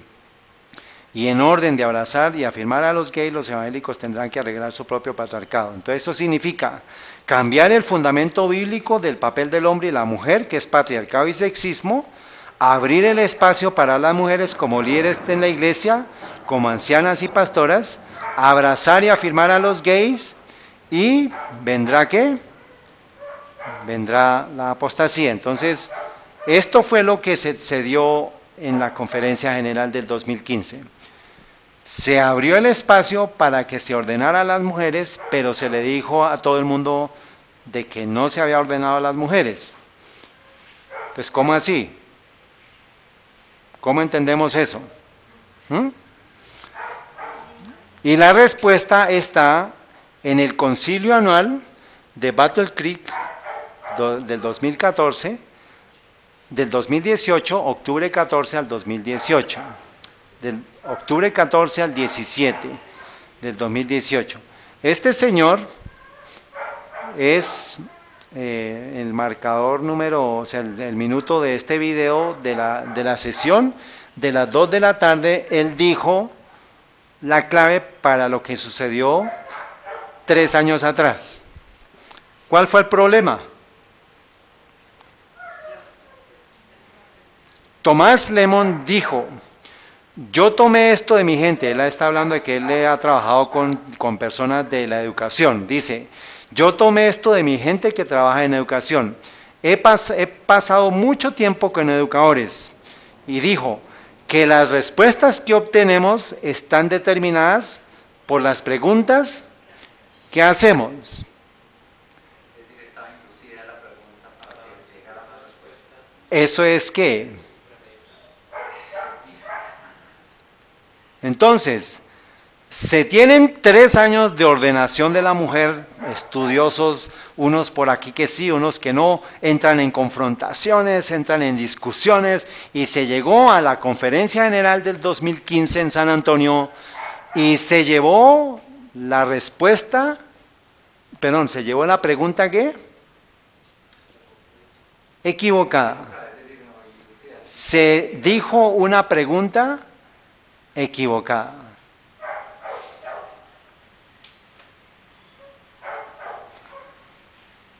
Entonces, vuelvo a repetir, las respuestas que obtenemos están determinadas por las preguntas que hacemos.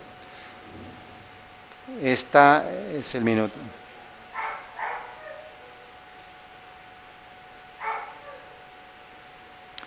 Entonces, en la misma semana previa a la votación el concilio de otoño se reúne previo a la conferencia general. La conferencia fue en junio del 2015 y el concilio de otoño se reúne para esta época, se reunió en el 2014. ¿Está bien? Y en la misma semana sucedió algo interesante. El Vaticano estaba discutiendo sobre el tema de los gays y las lesbianas, que era algo que nunca se había presentado, y justo en la misma semana los adventistas estaban debatiendo el tema de los roles de género. La misma semana, hermanos, esto lo notó Doug Batchelor. Los cambios del Vaticano sobre gays y lesbianas, y los adventistas debaten sobre los papeles de género. ¿Cuál es la diferencia? Dijo él. Lo único que los diferencia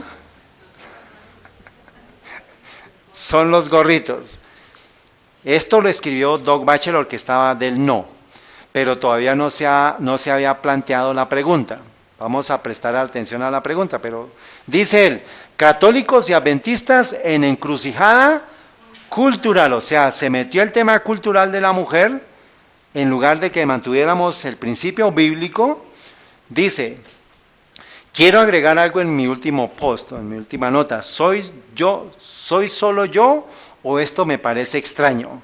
Quizás aún profético. Que al mismo tiempo exacto los principales líderes de la Iglesia Católica están reuniéndose para considerar la redefinición de cómo su iglesia considera las diferencias entre hombres y mujeres. Los principales líderes de la iglesia adventista también se reúnen en nuestra sede de Maryland, en el que los temas de actualidad son la homosexualidad y la distinción de los roles de género en la iglesia. Incluso los dos cuadros parecen inquietantemente parecidos. Dice, a excepción de los sombreros rojos y rosados, me gustaría animar a todos a orar y ayunar mientras nuestros líderes toman estos temas muy importantes en el próximo par de días, para que el Espíritu Santo nos guíe y nos mantengamos adheridos a las Escrituras. El futuro de la iglesia realmente está en juego en estos momentos. De lo que estuvimos estudiando esta mañana, ¿qué veríamos? ¿A quién vemos acá? Acab. Jezabel. Tenemos que ver ahora sí con los ojos de la profecía. ¿Está claro? Dolly toca que se adelante con los estudios previos. Toca que mire los estudios, Dolly. Entonces, esto fue en octubre 12, esto lo escribió Doug Batchelor octubre 12. Ahora, octubre 15 ya es la votación, ¿sí? Se dice, el titular de la Adventist Review dice, la pregunta sobre la ordenación de mujeres va a la sesión de la conferencia general. Y votaron. Va una pregunta, todavía no la vamos a ver. Votaron 243 por el sí, 44 por el no y 3 no sabían. ¿Cuál fue la pregunta? Dice, inicialmente Ted Wilson prometió adherirse a cualquier decisión que la sesión de la conferencia general haga sobre la ordenación de mujeres. O sea, él dijo, lo que decía, yo me adhiero. Me comprometo a que voy a seguir lo que vote la sesión de la conferencia general, dijo él. Les pido a ustedes que hagan lo mismo. Entonces, ¿cuál fue la pregunta? Todo el mundo está diciendo no a la ordenación, sí a la ordenación y que cada uno escoja.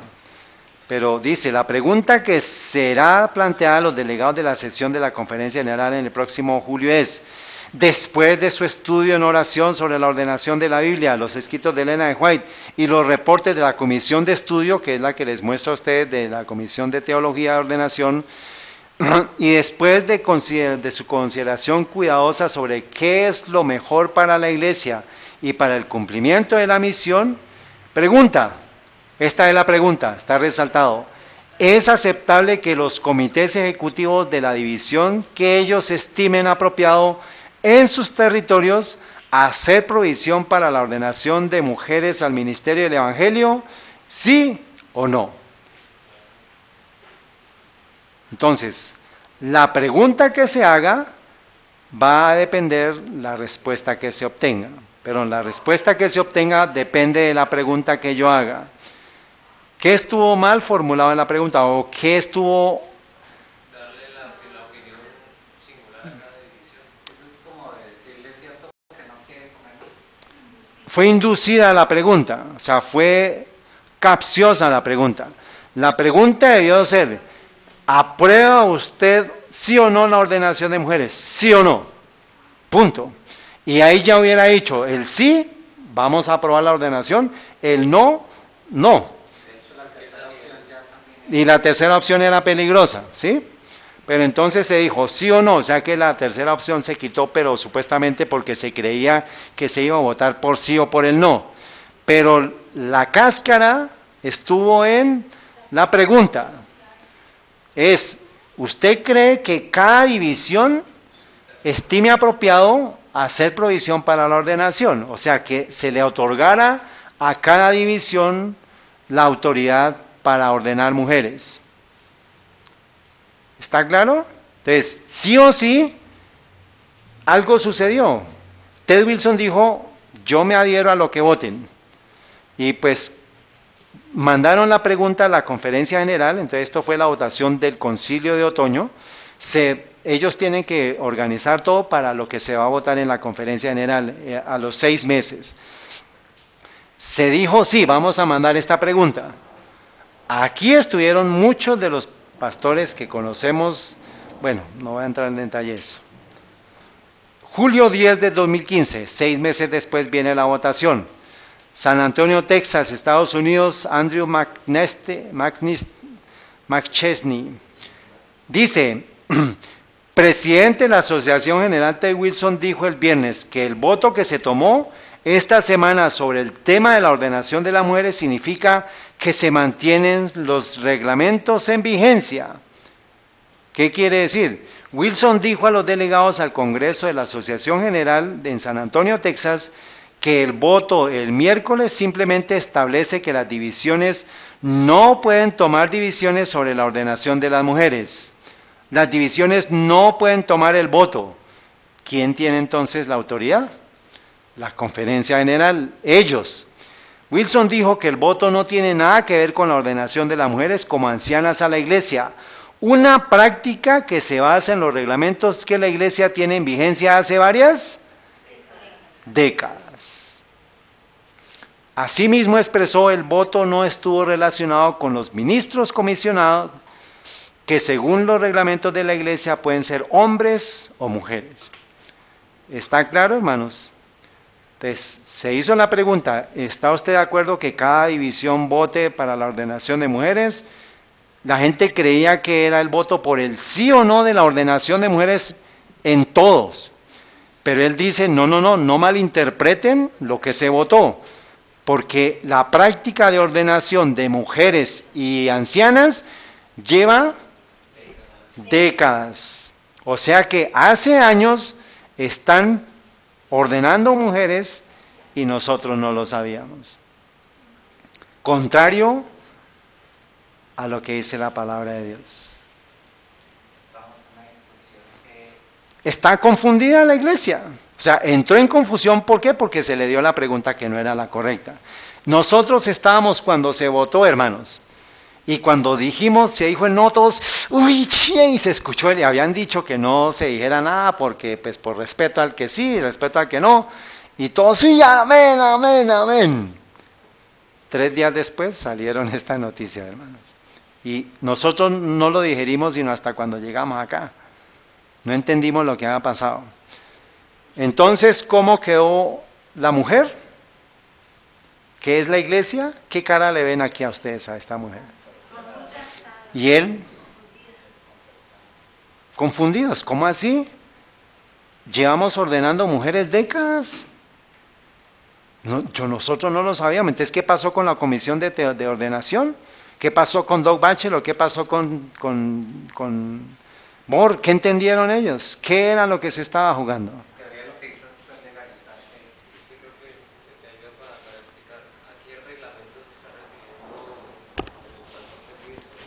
Al reglamento de la Conferencia General, de lo que es la organización, no al manual de iglesia, no. A los documentos internos de ellos. Dice, sigue diciendo el artículo, esto está de la División Interamericana, o sea, esto es oficial. Dice, de manera que tengamos en claro lo que se votó el miércoles, dijo Wilson, ahora estamos de regreso a nuestra comprensión original, por lo que insto claramente a todos a que se adhieran a lo que se votó, porque él dijo, yo voy a estar de acuerdo con lo que se vote. Pero es que, hermanos, ¿vemos? Doble mensaje. No coloquen en el voto otras cosas que no son mencionadas en él. Necesitamos ser justos, necesitamos ser abiertos y necesitamos aceptar lo que se votó en el Congreso de la Asociación. Wilson pidió a los presidentes de división que clarifiquen el significado del voto el miércoles a sus territorios. O sea, si quedaron confundidos ellos en la conferencia general, ¿cómo le pide que vayan a sus divisiones para que les expliquen una confusión? ¿Sí? ¿Cómo van a explicar algo que no entendieron qué pasó? Parte final, de manera que por favor no imaginen cosas que en mi opinión y mi forma de ver la situación no están allí. No imagine usted una conspiración ahí, me está diciendo. No imagine usted que hay una conspiración, hay manos torcidas, hay una obra de Satanás ahí. Acuérdense, hermanos, estamos estudiando el tema de lo que significa las mujeres endechando a Tamuz, porque va a conducir a la ordenación a Acera, a la sodomía y al sol. ¿Está bien? Entonces, es necesario que estudiemos esto. Entonces, ¿qué tenía que hacerse? Entonces, ¿qué fue lo que públicamente se dijo? O sea, ¿cuál fue la intención de eso? En ese momento, ¿qué estaba sucediendo con el matrimonio homosexual en Estados Unidos? En junio del 2015 se estaba aprobando el matrimonio homosexual en Estados Unidos. Y nosotros estamos un paso antes, en la ordenación de mujeres. Entonces, necesitábamos llegar a la ordenación de mujeres, porque después viene el tema gay, de los derechos gay. ¿Por qué? Porque la iglesia puede entrar en demandas por el tema de la mujer y por el tema gay. ¿Está bien? Una mujer que no sea reconocida, que no permita que le reconozcan, puede demandar a la iglesia adventista porque quiera ser pastora ella, por ejemplo. Puede demandar a la iglesia porque hay igualdad de derechos. Pero acuérdense que la ley de Dios, la ley humana, llega hasta donde vaya en contra de la ley divina. Esa es la decisión que todos debemos tomar en este tiempo. ¿Qué ley está primando en mi vida? ¿La ley de Dios o la ley humana? ¿La cultura o escrito en la Biblia? ¿Está bien? Entonces, esto fue para públicamente avisar que la iglesia adventista hace décadas está ordenando mujeres, porque de lo contrario vendrían las demandas, tanto por el tema de mujeres como por el tema LGBT. Acuérdense que el paso es ordenación de mujeres, aceptación LGBT. Apenas estamos en el tema de la ordenación de mujeres, pero vamos a ver las evidencias de todo el tema LGBT. Bueno, ¿está claro? Entonces, hubo una cascarita que se puso en la pregunta y la respuesta pues fue la incorrecta. Entró el mundo en confusión y tristemente la iglesia quedó en confusión. Esta es de una página de Recursos Adventistas que en su momento se llamaba Recursos Adventistas, dice lo siguiente: así que en conclusión, y pues para que ustedes lo vean, hermanos, que no soy solamente yo, sino pues hay personas que lo vieron, entendieron qué había pasado, dice: así que en conclusión, lamentablemente, y como lo ha dicho T. Wilson, no imaginemos cosas que no están. El voto en la Conferencia General del 2015 no cambia las políticas actuales de la Iglesia, las cuales permiten mujeres ancianas y pastoras ministras comisionadas, cargos que tienen la misma autoridad de Dios, que Dios solo ha concedido a los varones, ancianos y pastores. Y aunque las divisiones no podrán haber mujeres ordenadas como pastoras, sí pueden existir mujeres como obreras pastoras comisionadas, pues que es lo mismo. La diferencia lo hace apenas el título, porque son ordenadas o comisionadas, porque sea ordenado o comisionado, ambas representan la autoridad máxima, aunque tengan algunas funciones diferentes en la labor ceremonial o administrativa, pero son iguales en la autoridad que les concede la Biblia, una autoridad que bíblicamente solo recae sobre los varones y no sobre las mujeres. Recursos Adventistas está esto, hermanos. Y dice, según lo que dijo Wilson, el voto solo impide que las divisiones tomen decisiones sobre la ordenación de la mujer, pero el voto no cambia los reglamentos o políticas actuales, los cuales no impiden la ordenación de mujeres como ancianas de iglesia y tampoco impiden ubicar pastores o pastoras comisionados en el ministerio evangélico. Estos ministros o pastores comisionados, que pueden ser hombres o mujeres, cuentan con la misma autoridad que un pastor ordenado. Wilson pidió que se clarifique el voto y esto intentamos hacer, dice él. Pero para dejarlo bien claro, Ted Wilson dijo: de manera que por favor no imaginen cosas que en mi opinión y en mi forma de ver la situación jamás están allí. Y dicen ellos de manera magistral. Así que en conclusión, Lamentablemente, y como lo ha dicho T. Wilson, no imaginemos cosas que están allí. El voto en la conferencia general no cambia las políticas actuales de la Iglesia, las cuales permiten mujeres ancianas y pastoras, ministras, comisionadas, cargos que tienen la misma autoridad de Dios, que Dios solo ha concedido a los varones ancianos y pastores. ¿Está claro? La confusión que hubo por una pregunta mal hecha o intencionalmente mal hecha, porque eso fue lo que él dijo. Yo me adhiero a lo que digan, pero no malinterpreten lo que no está ahí. No, está claro que se publicó que la Iglesia Adventista solamente mantiene su derecho de ordenar pastoras lo que diga la conferencia general, lo que es la asociación general, o sea, lo que conforman las 13 divisiones, los 9 vicepresidentes, el presidente, el secretario y el tesorero. Lo que votan ellos de ordenar a mujeres ancianas, eso sí es válido supuestamente ante los ojos de Dios, pero resulta que eso va en contra de la palabra de Dios. Entonces, una foto profética, hermanos. ¿Hay confusión en la mujer?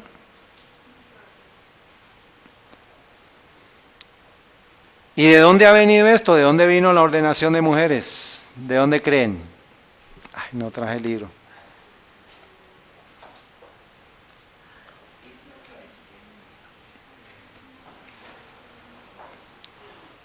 ¿Y qué parte tomaríamos? Leamos brevemente. El ministerio de hombres y mujeres en la iglesia. Donde Cristo está presente, las barreras humanas se están rompiendo. La iglesia está llamada a transmitir al mundo la imagen de una nueva humanidad. No hay en Cristo hombre ni mujer. Tanto las mujeres como los hombres deben descubrir juntos sus contribuciones al servicio de Cristo en la iglesia. La iglesia debe descubrir el ministerio que puede ser proporcionado por las mujeres, así como el que puede ser proporcionado por los hombres. Una comprensión más profunda de la amplitud del ministerio que refleja la independencia de hombres y mujeres debe manifestarse más ampliamente en la vida de la iglesia. O sea, ¿qué dice? Mujeres al ministerio. Aunque están de acuerdo con esta necesidad, las iglesias sacan conclusiones diferentes en cuanto a la admisión de mujeres al ministerio ordenado. Un número cada vez mayor de iglesias ha decidido que no hay ninguna razón bíblica o teológica en contra de ordenar a las mujeres y muchas de ellas han procedido posteriormente a hacerlo. Sin embargo, muchas iglesias sostienen que la tradición de la iglesia a este respecto no debe cambiarse. Y dice hacia el reconocimiento mutuo de los ministerios ordenados, dice: para avanzar hacia el reconocimiento mutuo de los ministerios se requieren esfuerzos deliberados. Todas las iglesias deben examinar las formas de ministerio ordenado y el grado en que las iglesias son fieles a sus intenciones originales. Las iglesias deben estar preparadas para renovar su comprensión y su práctica del ministerio ordenado. Y el 54 es la clave, dice: algunas iglesias ordenan hombres y mujeres, otras ordenan solo hombres. Las diferencias en estos temas plantean obstáculos para el reconocimiento mutuo de los ministerios. O sea, tiene que quitarse ¿qué? Las diferencias en que unos reconozcan sí y otros no reconozcan. Entonces, esto vino en 1982, hermanos.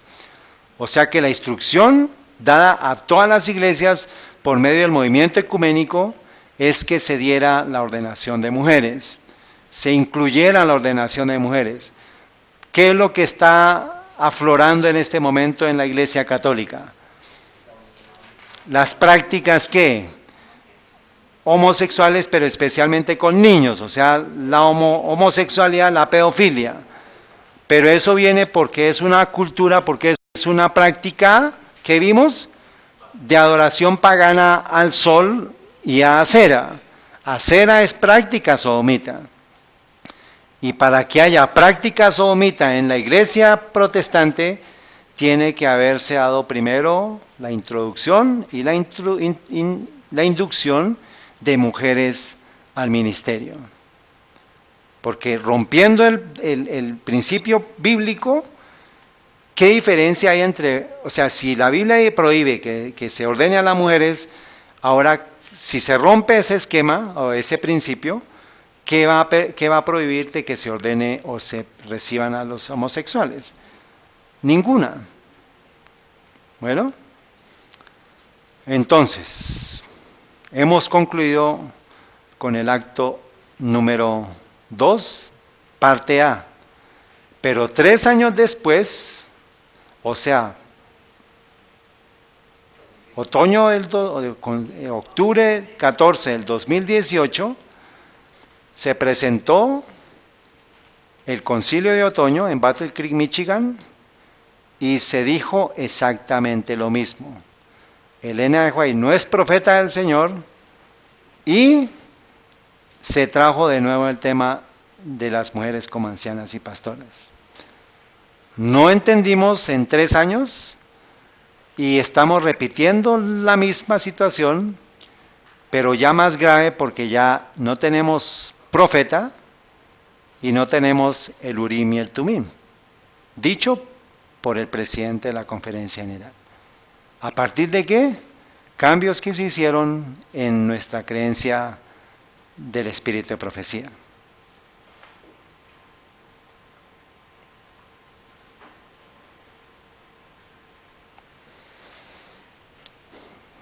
Bueno, hermanos, muchas gracias por atender y que el Señor nos bendiga.